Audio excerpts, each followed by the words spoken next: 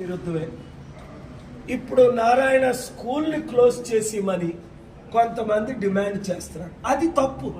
ఇక్కడ 1000 మంది, ఇప్పుడే స్టాఫ్తో మాట్లాడారు, 1000 మంది పిల్లలు ఉన్నారు, చదువుకుంటున్నారు. వాళ్ళ సంగతి ఏంటి?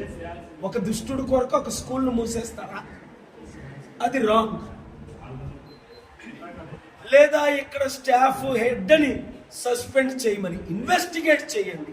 తను నేను అడిగాను ఆ మేడంని, మీకు తెలుసా ఈ విషయం? సార్, నాకు 2 పిల్లలు, ఆడపిల్లలు, నా కూతురు కూడా గత సంవత్సరం ఇక్కడే చదువుకుంది. తెలిస్తే నేను ఇలాగ ఎవరైనా ఒక తల్లిగా, ఒక హెడ్గా నేను చేస్తానా అన్న ఇన్వెస్టిగేషన్ చేయండి.